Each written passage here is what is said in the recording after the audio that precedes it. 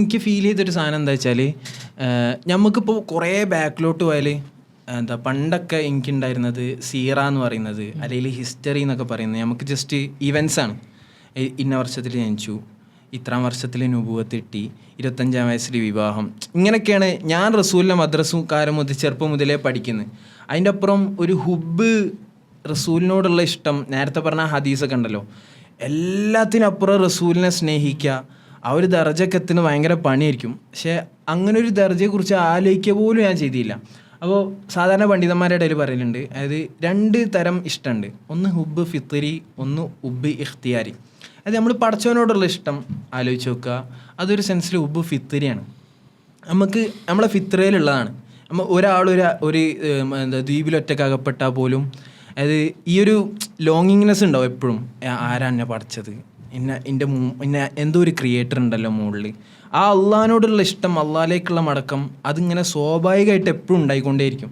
പക്ഷെ എന്താണ്, ഈ റസൂലിനോടുള്ള ഇഷ്ടം അതൊരു തരത്തിൽ ഉബ് ഇഖ്തിയാരിയാണ്.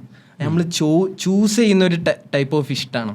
അത് റസൂൽ പറഞ്ഞു, അതുകൊണ്ട് ഞാൻ റസൂലിനെ ഇഷ്ടപ്പെടുന്നു. ഏറ്റവും ഇഷ്ടപ്പെടേണ്ട അല്ലെങ്കിൽ അത് റസൂലിനെയാണെന്ന് പറയുന്നു, അതുകൊണ്ട് ഞാൻ ഇഷ്ടപ്പെടുന്നു. അപ്പോൾ ആ ഇഷ്ടപ്പെടുന്നതിന് എന്ത് വേണം? റസൂലിനെ കുറിച്ച് കൂടുതൽ അറിയണം, റസൂലിൻ്റെ ജീവിതം എന്താ അറിയണം. ഒരു സെൻസിൽ ആലോചിച്ച് നോക്കുക, സ്വഹാബത്തിനൊക്കെ റസൂലിനെ ഇഷ്ടപ്പെടാൻ ഭയങ്കര സുഖമല്ലേന്നാ. കാരണം റസൂലിൻ്റെ എന്തൊക്കെ ശമായിൽ മുഹമ്മദി, നമ്മൾ എന്ത് സീറ ഗ്രന്ഥങ്ങൾ വായിച്ചു നോക്കിയാലും റസൂൽ ഇങ്ങനെ കാണുമ്പോൾ ചിരിക്കുന്നു, റസൂലിൻ്റെ ആ ഒരു വദനം, അങ്ങനെ എങ്ങനെയൊക്കെ ആലോചിക്കുമ്പോഴും ഒരാൾക്ക് ഇഷ്ടപ്പെടാം. റസൂലിൻ്റെ ഈ ചിരി കണ്ടിട്ട് എന്താണ് ഇസ്ലാം സ്വീകരിച്ച സ്വഹാബികളെ കുറിച്ച് പറയുന്നില്ലേ. അപ്പോൾ അത്രയും എന്താ പറയുക, ഇഷ്ടപ്പെടാൻ തക്കൊരു മനുഷ്യൻ. റസൂലിനെ ആ സമയത്ത് റസൂലിനെ എതിർത്ത മനുഷ്യന്മാരാരാന്ന് ചോദിച്ചാൽ ആരും റസൂലിൻ്റെ റസൂലിൻ്റെ ഒരു ക്യാരക്ടർ വഴിയല്ലല്ലോ റസൂലിനെ വിമർശിക്കുക. റസൂലിൻ്റെ ഏറ്റവും വലിയ എതിരാളികളൊക്കെ മാറുന്നു. ഓരാലോചിക്കുന്ന എന്താണ്, റസൂല് കൊണ്ടുവന്ന റസൂലാവുന്നത് വരെ എന്താണ് അല്ലമീനാണ്. അത്ര ഇഷ്ടമുള്ള മനുഷ്യനാണ്. എന്നാൽ നുബുവത്ത് കിട്ടിയതിന് ശേഷം അവർ റസൂലിനെ എതിർക്കാൻ കാരണം എന്താ? ആകെ കാരണം റസൂൽ അവതരിപ്പിക്കുന്നത് ലാ മഅബൂദ ഇല്ലല്ലാ, അള്ളാണ് ഏക ആരാധ്യൻ, ലാ ഇലാഹ ഇല്ലല്ലാ. ആ അള്ളാഹ് എന്താണ്, സകല ഭൂമിക്കും സകല ചരാചരങ്ങൾക്കൊക്കെ ഉടയവനാണ്. അപ്പോൾ ഇവർ പറയുന്ന കൺസെപ്റ്റിനെ എതിരാണ്. ഇവരെന്താ, മക്കയിലെ വലിയ വലിയ മെർച്ചൻസ് ആണ്, വലിയ വലിയ ആളുകളാണ്. അപ്പോൾ റസൂല് മക്കയിൽ ഈ കാബൻ്റെ ഉള്ളിൽ നിൽക്കുന്ന അള്ളാഹ് കാബൻ്റെ ഉള്ളിൽ നിൽക്കുന്ന ഒരു വിഗ്രഹം എന്നല്ല, അള്ളാഹ് സർവ്വവ്യാപിയായിട്ടുള്ള എല്ലാത്തിനും ഉടയവനാണ്. അപ്പോൾ ഇവരുടെ മാർക്കറ്റാണ് ഇടിഞ്ഞു വന്ന്. ഈ മക്കയിൽ ഇവർക്ക് ഇത്ര മാർക്കറ്റ് ഉണ്ടാകാൻ കാരണം എന്താ, 300-ലധികം വിഗ്രഹങ്ങളുണ്ട്. ആ മൊത്തം മാർക്കറ്റിന് ഇടിയുന്നു എന്നുള്ള പേടി കൊണ്ടാണ് അവർ റസൂലിൻ്റെ ഭയങ്കര എതിരാളികളാണെന്ന് ഞാൻ പറഞ്ഞിരുന്നത്.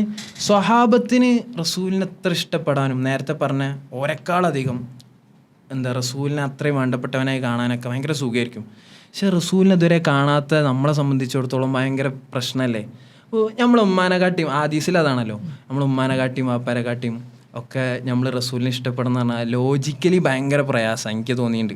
നമ്മൾ ഇതുവരെ കാണാത്ത ഒരാളെ അള്ളാഹിനോടുള്ള ഇഷ്ടം നമുക്ക് മനസ്സിലാക്കാൻ കഴിയും. റസൂൽ എന്നുള്ളൊരു മനുഷ്യനെ നമുക്ക് എങ്ങനെ ഇഷ്ടപ്പെടാൻ കഴിയുക? അതുകൊണ്ടായിരിക്കും തൂബ ഹദീസുകളൊക്കെ കാണാമല്ലോ, എനിക്ക് ശേഷം വരുന്നൊരു സമൂഹം അവരിന്നെ കാണാതെ ഇന്നെ ഇഷ്ടപ്പെടും, അപ്പോൾ അവർക്ക് ഇത്ര ഇരട്ടി പ്രതിഫലമുണ്ട്.